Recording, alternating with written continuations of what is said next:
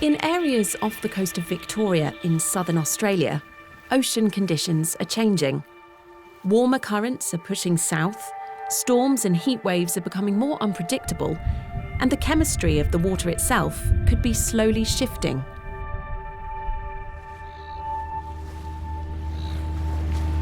For the communities who depend on the sea, climate change isn't just a headline. It has the potential to reshape life below the surface and their livelihoods. Here, they're fishing for one of the ocean's most iconic creatures, the Southern Rock Lobster.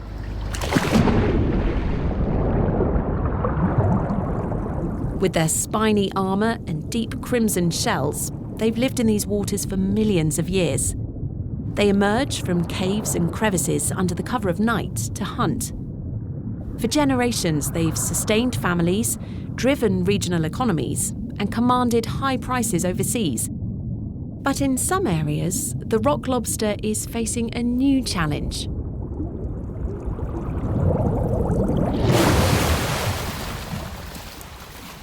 What they're seeing here off the coast of Victoria is being repeated around the world in different ways and in different fishing sectors. So how is this species and the fishing sector adapting in Victoria? And what can we learn from this experience?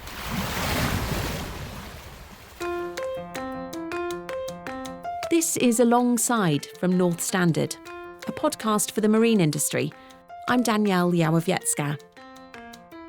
In this episode, we're in Australia, and southern Australia specifically, to learn more about those rock lobsters and how the fishing industry is considering the impact of climate change. But we also explore what lessons there are for the wider fishing industry and about the opportunities that exist here too. Matt Wassnig is Chief Executive Officer of Seafood Industry Victoria and knows this area well. Matt, can you tell us what makes Southern Rock Lobster so special? Yeah, sure, Danielle. I do know the area very well, given that I hail from Victoria, but to be honest, this is a fascinating industry that I'm still learning a lot about. But the Southern Rock Lobster industry and the Southern Rock Lobster is certainly an iconic species, not only in southern parts of Australia where it is harvested, but also in the broader Asia-Pacific region that we are a part of. And I guess in terms of what makes it so special, obviously there is the taste, but it's also what a delicacy like lobster can provide to a celebratory occasion. It really is recognised as something special and a privilege to eat. And so how significant is the rock lobster fishery to coastal economies? We talked there about it being a delicacy to eat. How does that translate in Australia and elsewhere? There is certainly an economic contribution, which includes bringing tourists to the area to try local seafood. But there's also a very strong social element about providing employment and really just contributing to the fabric of these communities that were first established as small fishing towns. Mia Bredenburg is from Sunderland Marine, part of NorthStandard, and head of its Australia division. Mia, Sunderland Marine is a big supporter of Australia's commercial fishing sector. I'd love to get your perspective of the industry as an external stakeholder. We are a very proud supporter. Australia is, as we all know, a very large country, completely surrounded by water, which gives us a long coastline and very abundant marine resources. And fisheries and aquaculture production is an important contributor to the Australian economy. The annual production value is around $3.7 billion, and rock lobster contributes about $400 million of that. At Sunderland Marine, we have a very proud and long shared history with the industry. From where we sit, what's very impressive about the industry is how well it balances its economic goals and very strong environmental values. And these sustainable practices based on solid science and careful management requires a lot of investment by these businesses. But there are also a lot of challenges, and we hear this as well.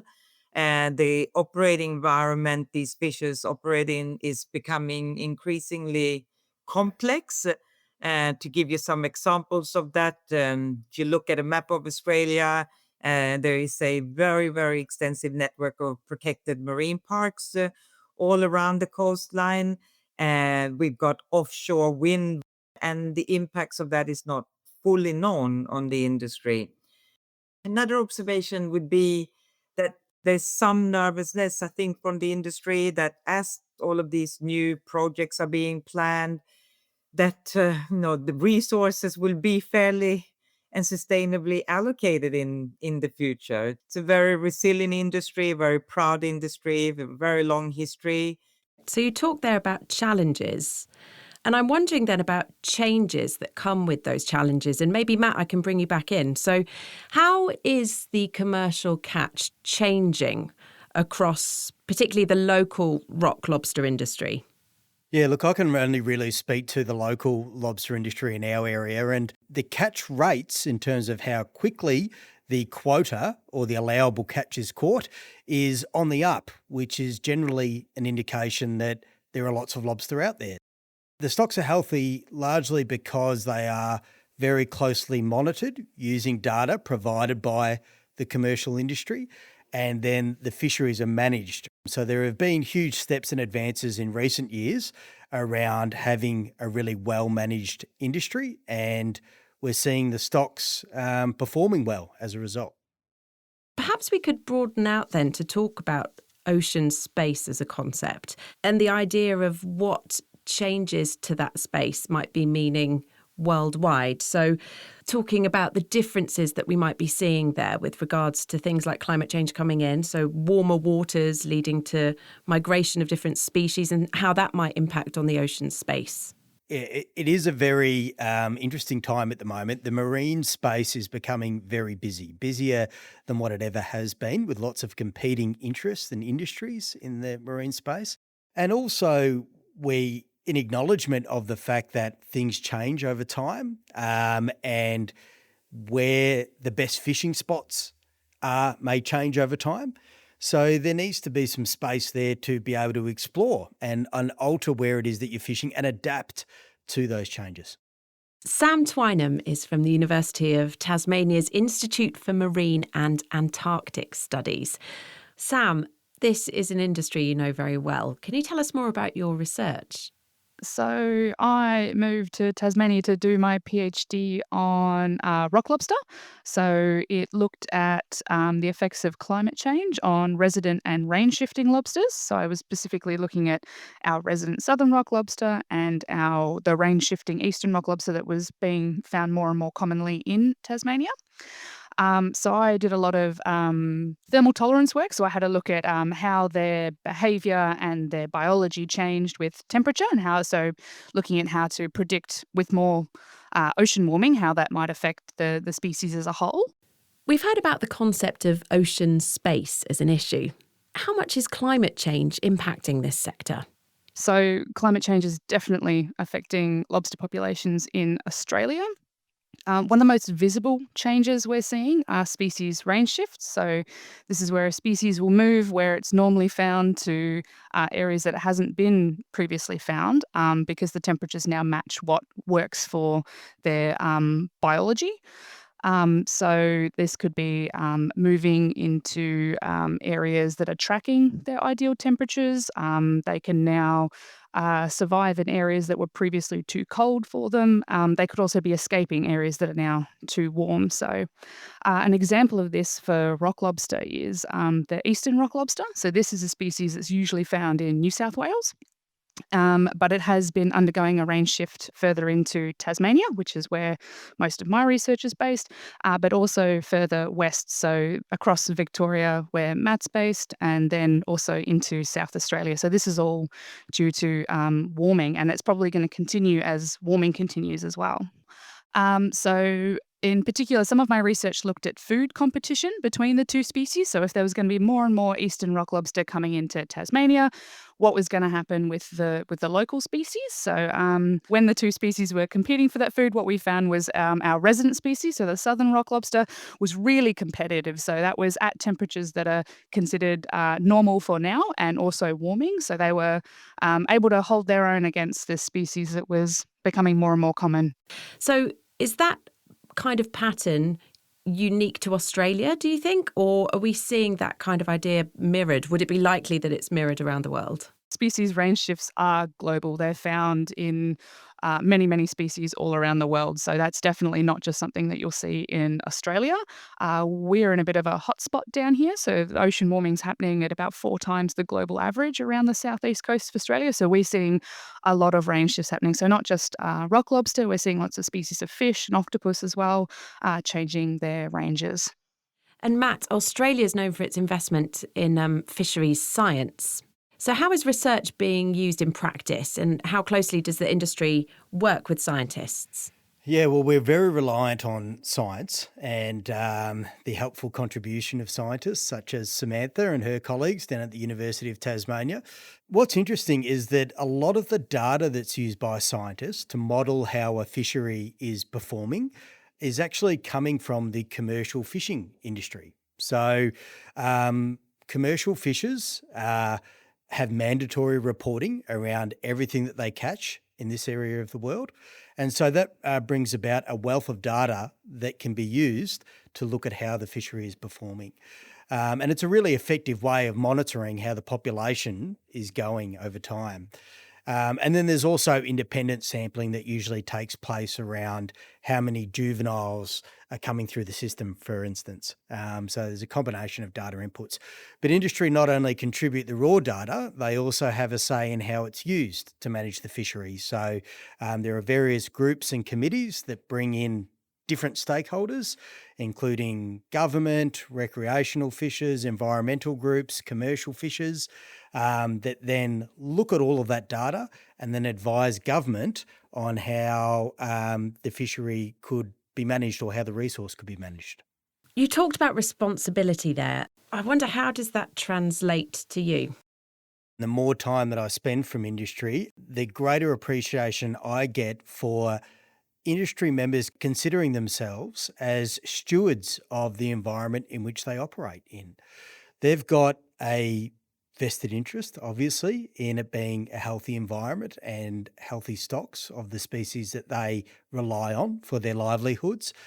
But most of the people that spend their life out on the water love that environment. They love the ocean. And more often than not, when they're not out fishing, they're doing something else ocean related. There is that sense of responsibility. They are a stakeholder group that's interacting with their natural environment, and they want to do that in a responsible way. Mia, I'm wondering what role insurers play in protecting this sector too. Well, to start, collaboration requires communication and understanding, which in a way is what we're doing here today as well. So we've established then that Australia is a leader in sustainable marine management. And of course, we've been talking, that comes from decades of rigorous science, regulation, but also innovation.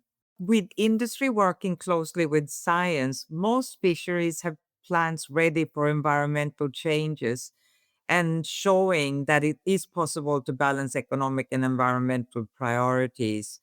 And this does protect our oceans and seafood supply in general. For commercial vessel owners, being our customer base, having a reliable insurer is not only a requirement, but it's also essential for them to trade with a required level of confidence. And for us, being that reliable partner is key to who we are. But that's only possible by us engaging with the industry so that we can continue to maintain a good understanding of the risks and the opportunities facing commercial fisheries. And ultimately, the combined effort of science and industry with the protection of insurers like us is what will underpin the viability of the sector long term. So, Sam, what can local fisheries authorities and the commercial fishing industry as a whole do to monitor and respond to those changes in populations of lobsters that we were talking about earlier? There's not very many of us scientists, so we do rely heavily on the industry for their knowledge and their detection. So they're out on the water all the time. We're not. They are likely to see changes before we see them in the routine monitoring data that comes through. So participating in any kind of research that they're able to. Obviously, we get a lot of their data anyway. We've got some programs in Tassie that we run quite a few catch sampling programs with the commercial sector. So there's a really good connection between us as researchers and the industry, being able to get the best data possible to assess the fishery and respond to any changes that might happen under future warming. And Mia, how is the insurance landscape shifting with these climate-related risks we've been talking about? That's a really good question. There has been significant shift in both underwriter appetite and pricing of some products as a result of climate change and extreme weather events. But the impact on different classes of insurance business is not the same. The preparedness to mitigate risk is important to insurers, which is only going to increase with the effects.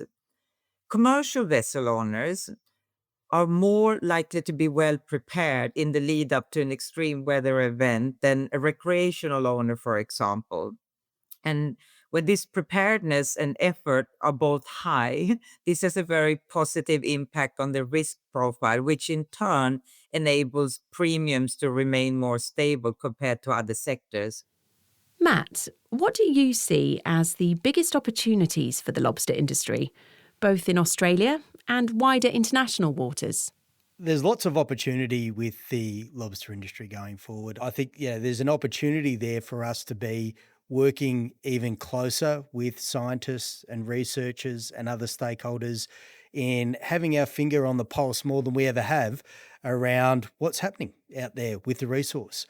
And in doing that, we can adapt and change and remain viable and keep contributing all that the fishing industry contributes to those small coastal towns that celebrate it and love it so much. It's very, very niche, but we are a specialist insurer of small craft. So this is our bread and butter, the same as it is for the fishers. We do attend events. It's one of the ways that we stay abreast of all of the evolution that's taking place in the industry. And it's always impressive what a prominent place it has on these industry agendas and event programs. Recently had the privilege of hosting the Trans-Tasman Lobster Conference, which brought lobster stakeholders from around the country, but also from New Zealand over to Melbourne. And we had some international guests as well. And we had a lot of fishing families in the room, as well as scientists, government, supporters such as Sunderland Marine. And for the people that are out on the water every day living it, to hear from those that are dedicated to understanding what's happening with the environment and with the resource, and also for those of us that aren't out on the water every day to actually spend some time with the fishers and be able to learn from them about what they're seeing and whether the things that we understand are actually translating out to the real world. So in those waters off Australia's southeastern coast, there's plenty of positivity for the future. The Southern Rock Lobster faces its share of challenges, but it's an industry full of innovation and resilience, with fishers, scientists, the wider industry and communities working together to secure its future. As climate change continues to impact all of our lives, this one small sector of the fishing industry is learning to adapt, and in doing so, how to thrive. Its experience can offer lessons to other parts of the world and the marine industry as a whole. And as we found, talking and collaboration is the key. Thanks to Matt, Mia and Sam for their contributions to this episode. You've been listening to Alongside. To stay up to date with Alongside, click follow or subscribe on your favourite podcast player.